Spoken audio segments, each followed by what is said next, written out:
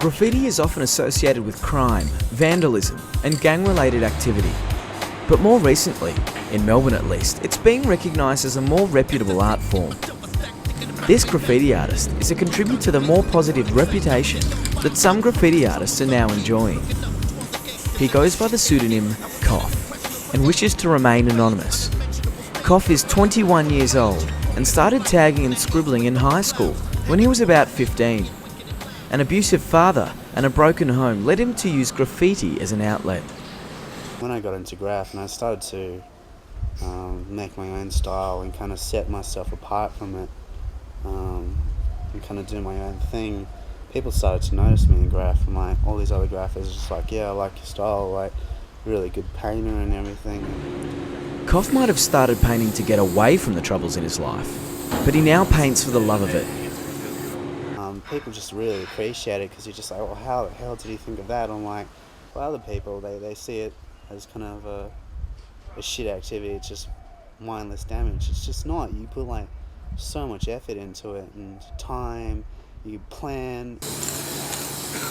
Watching Koff at work, 16-year-old graffiti artist Framer and his friends would like to see more spaces to fine-tune their craft. I reckon if the cops let us do it at places like this, maybe make a few more places for us we can practice, and then we can all get good, and then there won't be as much tagging, there'll be more artwork. Yeah. But this doesn't look likely.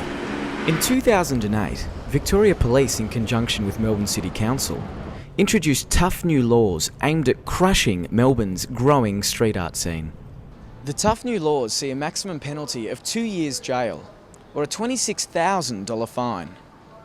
And if you get caught with one of these near public transport with the intent to commit graffiti, then you can face an on-the-spot fine of $550.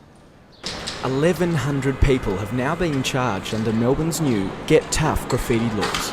But this hasn't stopped graffiti artists from continuing to paint in Melbourne's laneways. Hosier Lane has a regular turnover of high-quality works and has a reputation of housing Melbourne's hottest new street art. They're designed to turn heads and excite your imagination.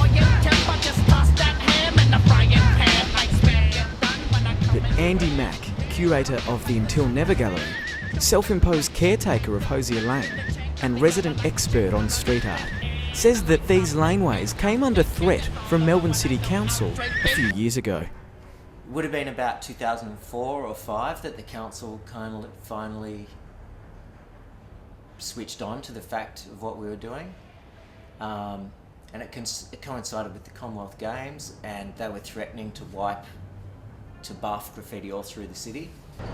The council never followed through with their plans, but on the contrary, decided to protect a piece by the infamous and world-renowned street artist, Banksy. It sat there for 5 years just off Flinders Lane before council workers attached a large perspex sheet to protect it.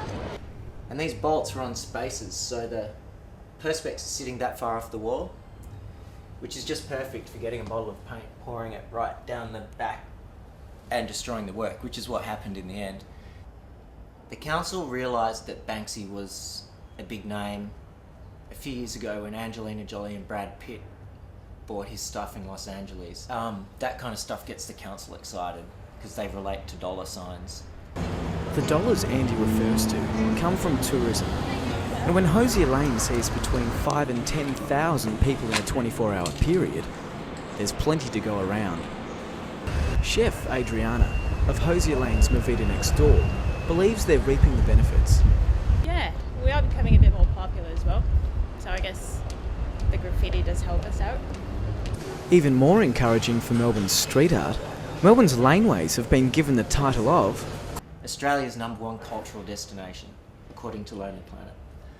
Number 2 was the National Gallery in Canberra, number 3 was Kakadu National Park, right?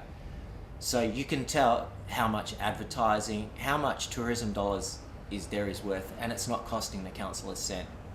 What is costing the council a cent? Roughly 75 million cents, or $750,000, is the annual cost to clean up unwanted graffiti in the city. The council isn't quite sure what to do next. Whilst tagging certainly has its downsides, Melbourne's street art has so much to offer the city. Whilst the council remains on the fence, it's not going to stop Koff from doing what he loves anytime soon.